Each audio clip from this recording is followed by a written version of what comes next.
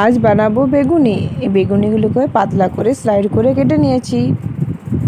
এবার এদিকে বেসন গুলে রেখেছি, তার মধ্যে দিয়ে লঙ্কা কুচি আর একটু খাবার সোডা, স্বাদ মতো একটু নুন দিয়েছি। আর এদিকে আমি কড়াইতে তেল গরম করতে দিয়ে ফেলেছি। ভালো করে বেসনটাকে ফেটিয়ে তার মধ্যে বেগুনের স্লাইডগুলো ডুবিয়ে নিয়েছি। এবার গরম তেলে আস্তে আস্তে একে একে ছাড়বো। তেল গরম হওয়ার পর এরপরে বেগুনিগুলোকে আস্তে আস্তে আমি একে একে ছাড়ছি। মাঝে মাঝে এমনি করে বাড়িতে বানিয়ে ফেলি যখন খেতে ইচ্ছে করে।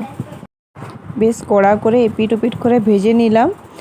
আর যেহেতু খাবার সোডা সামান্য দিয়েছিলাম তাই একটু ভালোই মুচমুচে হয়েছে। তো খেতেও কিন্তু বেশ দারুণই হয়েছিল, মুচমুচে।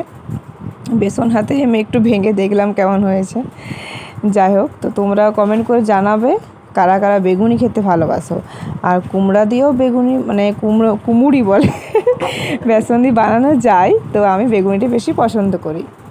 ছেলের সাথে বসে পড়েছি মুড়ি, গরম চা আর গরম গরম বেগুনি নিয়ে সন্ধ্যের আমাদের জল খাবার।